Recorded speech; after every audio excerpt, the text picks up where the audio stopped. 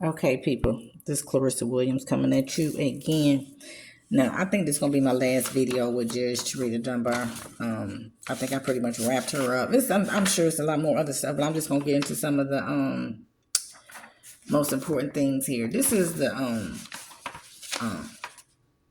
ex parte order that she issued. Now, I want you to see something because the other video I just showed you. These are two different ones. One got a stamp, same original. The other one don't. This one Haley Rogers hand delivered to me. Don't say who was there, because I believe, in my opinion, nobody was there. Not a single soul was in that courtroom on December 13th about the ex parte petition against me to take this kid. I don't believe it. So you can see a lot of falsification of documents going on. I told you, DSS running that courthouse. And those judges letting them for some strange reason. I got to figure out why. It's got to be I'm thinking some power, money, something. I can't put my hands on it based on, because it's just a pattern. It's just no way a woman who loves children would let this happen and let DSS just do these to these kids, and they don't even care about these kids. It's just no way. It's just no way. I can't back. So just to read it, Dunbar. Let's read this. We're going to come back at you real quick on this one right here. Got my little papers, y'all. Y'all got to excuse me. Okay.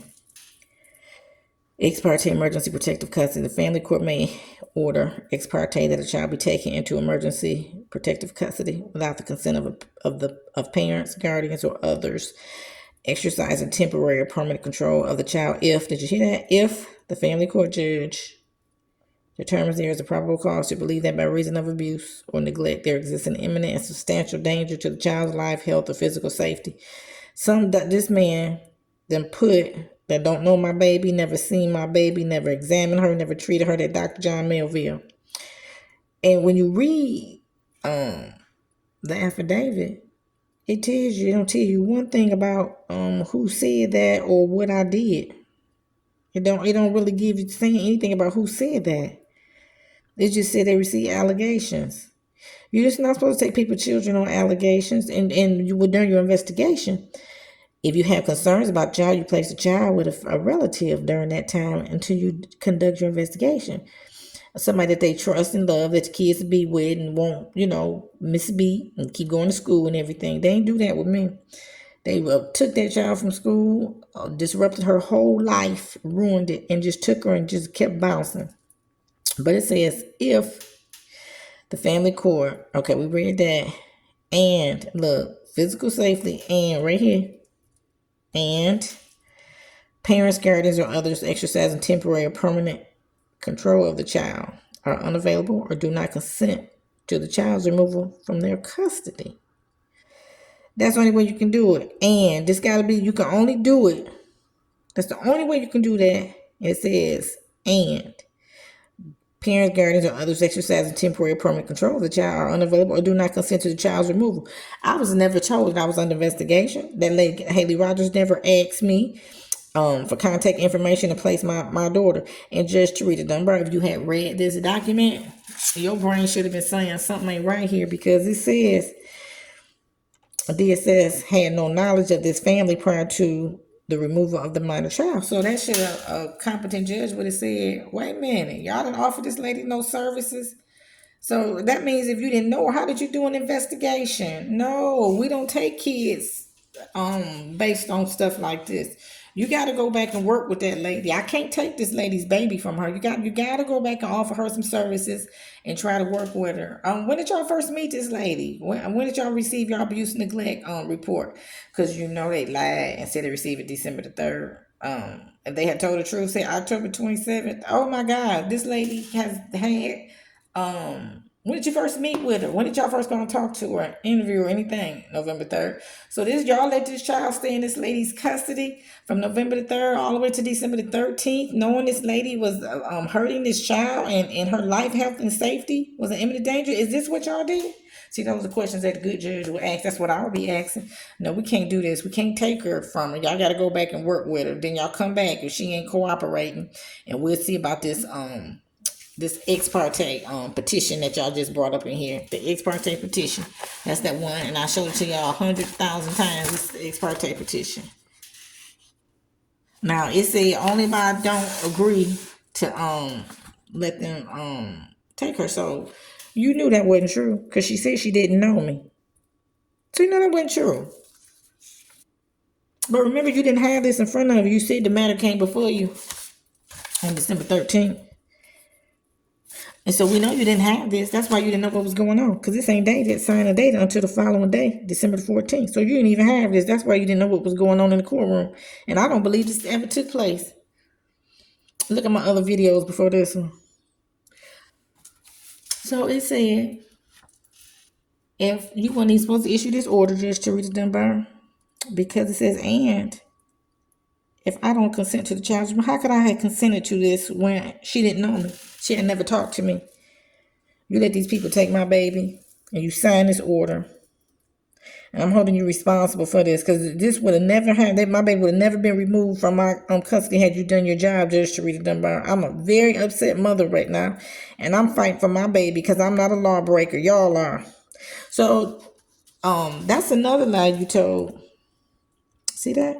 The court issues an order, the department shall conduct a preliminary investigation. Otherwise, proceed. They didn't do that either. I'm going to show you why down the road. They didn't do that. These people ain't been doing nothing. They got a little trick going on. Let's do the ex parte petition. We just take her. Won't nobody know. We got all these documents. Okay, so let's get back with Judge Tarita Dunbar. So look, this is what she said again. So you know she said the first time. She found it based on the I also found it based on the affidavits. DSS exercised reasonable efforts to prevent removal. So that's a lie because I already read the affidavits to you in the other video. Now, about fourth line in this court order she issued. Look right here. I also found that DSS has made reasonable efforts to prevent removal of the child. I just got to keep catching these judges lying. Got to do it. Affidavit of reasonable efforts. Okay. DSS did not have prior knowledge of this family prior to the removal of the minor child. No services have been offered for this involvement of this family. They ain't offered me nothing. They did not. They just kidnapped her from school and kept rolling. Didn't care about the little black child who was on her way to college. She was doing good, had a good life, a loving family, a loving mother, and you destroyed my daughter's life. DSS had no knowledge of this family prior to the removal of the minor child. That no services had been offered for this involvement for this family. And DSS was unable to provide services to prevent the necessity of the removal of the minor child. I don't know why. I stayed in the same house when Haley Rogers, on the first time she contacted me, asked me to meet her, me and my daughter. I let her meet my daughter. And you knew this thing wasn't true because when you look at the petition, look at this, y'all. I'm gonna let y'all see this. I want y'all to see this. This lady ain't read this thing ain't happened, huh? I want y'all to see this. Now look at Dr. John Melville. Concerning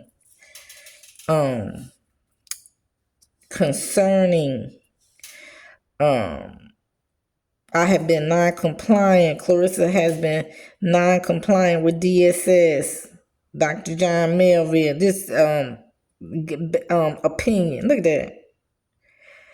That I may refuse. Ain't that may?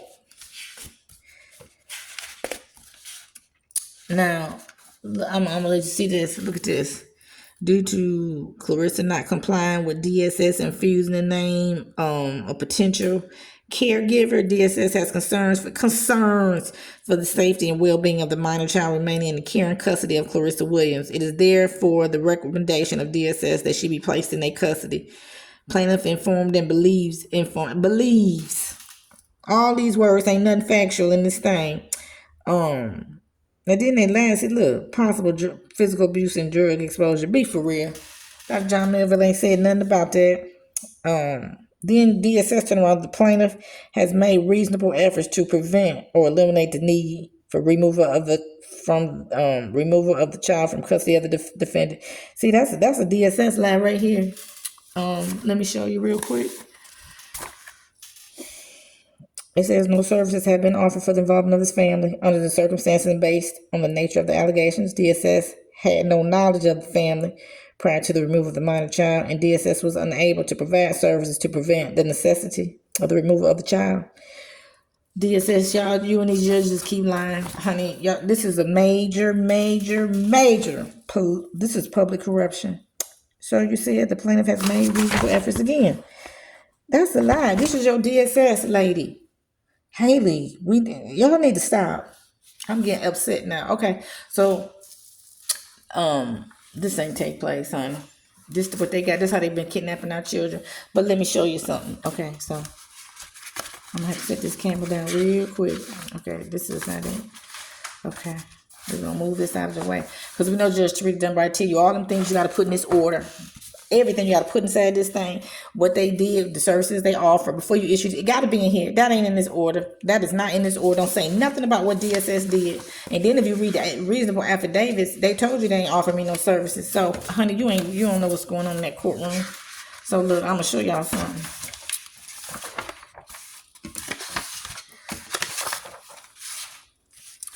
I hope I ain't got another one. Hold on, because I'm going to get out of this real quick. We're going to move on. Okay. This is one of the ex parte orders. They don't know what they're doing over there. I just happen to be smarter than they are. See the first one? Look. Judge Tarita Dunbar. Look at this. Look at 2 signatures. 3 signatures. Look at that big fancy loop. This one got 2 eyes. Somebody made 2 eyes. This one only have 1 eye. That's like a rubber stamp. This one looked like a rubber stamp. Or somebody tried to forge it. And look at that one. Look at that. This lady got all these different signatures going on. Judge Tarita Dunbar, you got 4 hands on your arm, honey. Look at this. These are 4 different signatures. Y'all, did I just bust them? They've been committing crimes against us. Look at this. I want y'all to see this. Let me get this camera out so y'all can see this.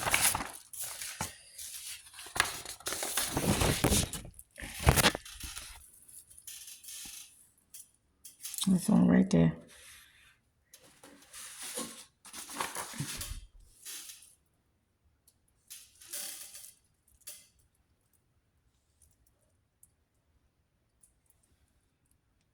Is this criminal or what?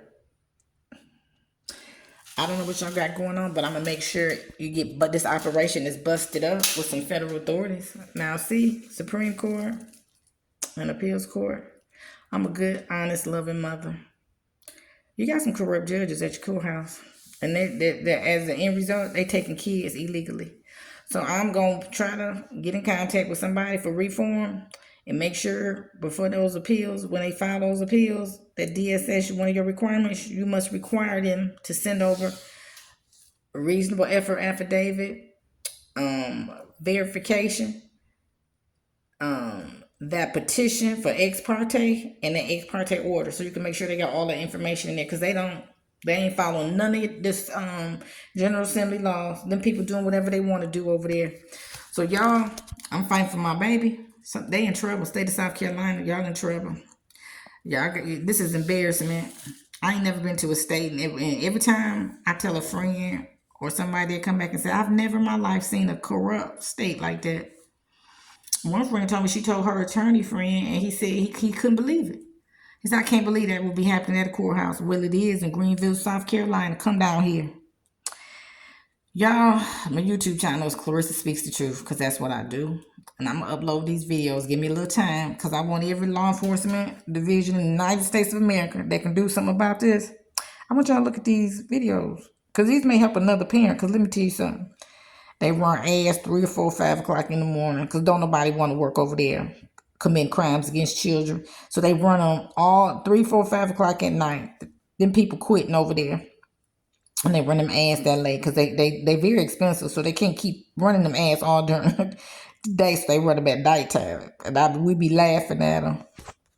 Don't nobody want to work for y'all corrupt state agency. Good day.